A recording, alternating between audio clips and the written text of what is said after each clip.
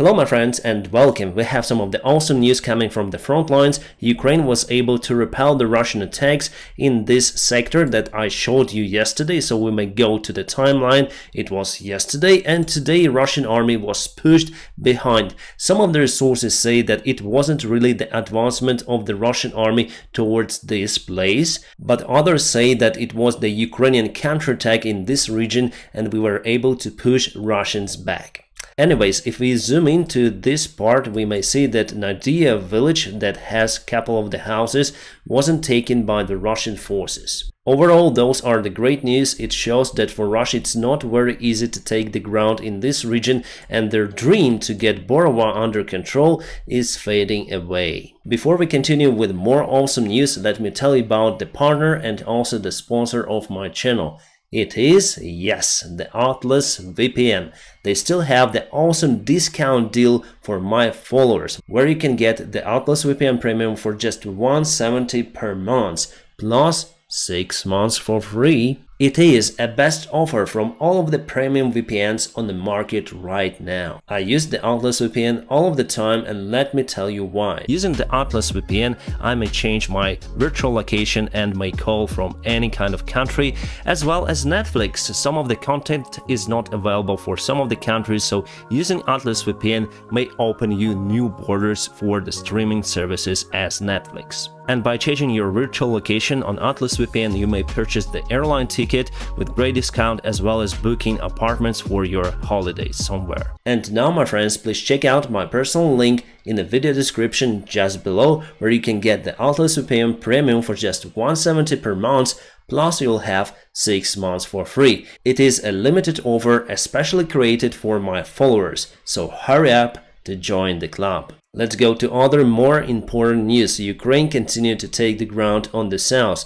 This time Ukrainian army entered Staromayorsk. So let's check the timeline. Yesterday. Today, Ukraine moves quite a lot. The movement was across this river, also from those positions and over here, and especially towards the Staromayorsk. It's been confirmed that Ukraine took a couple of the quarters of this village and continued to move in. As you can see, the northern part is in a gray area. It means that the fighting is ongoing over there right now. Russia simply is unable to stop the Ukrainian army in this area. Hopefully, we're also gonna advance towards Ruzzian and finally liberate the Staromayorsk. Well, if our guys are already there, it means that soon this village will be liberated. After Ukrainian army establishes control over this village, there is the dilemma for our forces whether to continue assault from Ruzzian over here or to proceed across this bank of the river. You see that there is the road, but for sure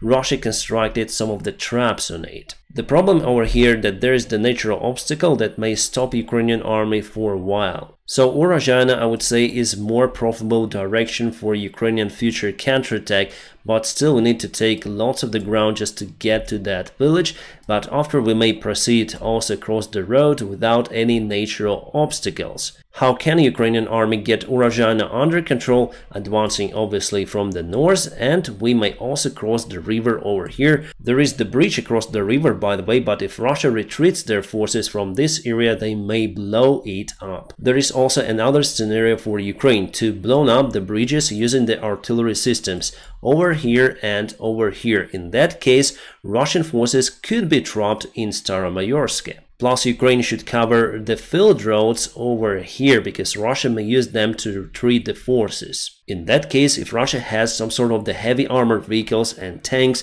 they would be forced to leave them in this area and to evacuate with infantry forces only. The problem with that tactics that Ukraine also need those bridges to continue the assault, but there are no any guarantees that Russia would leave those bridges intact. They will blow them up for sure. So the good choice could be is to try to trap the part of the Russian army in this place. However, I don't think that they have lots of the forces in Staromayorsk. They also see the advancement of Ukrainian army, and I think they already decide to leave this area. It is not the only advancement of Ukrainian army for today. Our army goes in attack towards Robotyne. Robotyne is a much smaller village compared to Staromayorsk, but Russia was able to establish defense lines over there too, and for now they resist against the Ukrainian attempts to get it under control. So it was yesterday and it is today. Ukraine took quite a lot of the territory of the nearby field, and probably our guys are performing their main strike on Novoprokopivka village. If we take this forest part under control, the secondary vector could be directly to Robotyne, so it could be a very bad situation for the Russian army. In the nearby future, I expect them to lose both of the villages. I'll zoom out a little for you to see the bigger perspective. So Russia created the defense lines across those villages. Also, there are some hills, so they created some sort of the defense lines in that area. As you can see, it's not that easy to assault, but today you can see that Ukraine took the Russian defense lines in that area. Well, honestly, still those are in the gray area. The fighting continues, but I'm sure that Ukraine will take this area under control and move forward. Because Russia placed the defense lines just straight ahead in front of Robotyne, it could be the best move to try to encircle Robotyne, but also we don't need to get closer to this defense line. It's already the main defense line. I would say that Ukraine is very close to penetrate those. If we'll get close to them, Ukraine will use the heavy armored vehicles, more tanks like Challenger 2, to penetrate it as soon as possible. But here you can see that Russia was able to create severely heavy defense lines. Our allies say that they are well organized, and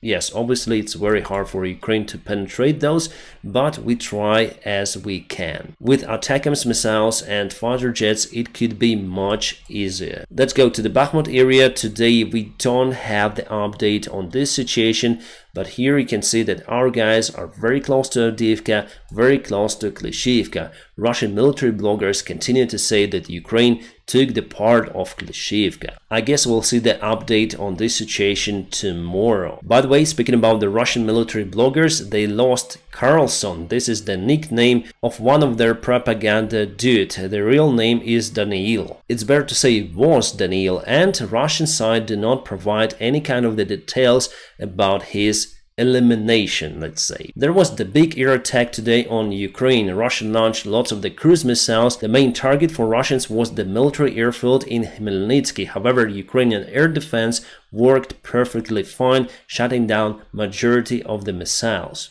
The Ukrainian Air Force Command doesn't say anything about the airfield, whether it is intact or not. The British intelligence says that Russia is getting ready to block the Ukrainian ports using their Black Sea Marine Fleet. They start to deploy more ships in the area. We'll see how it goes, because Ukraine has something to respond. We have Harpoon anti-ship missiles and also very famous Neptune. Plus, Ukraine created the new generation of the kamikaze drone boats. As you saw the last week, they may even devastate the part of the huge Kerch Bridge. The range of those is quite impressive, 450 nautical miles. It means that they may cover the vast part of the Black Sea. The payload is extraordinary, 320 kilograms. That's a lot. If we take, for example, the standard Shahid kamikaze drone that Russia gets from Iran, the warhead over there is just 50 kilograms. Probably you saw what those drones could do,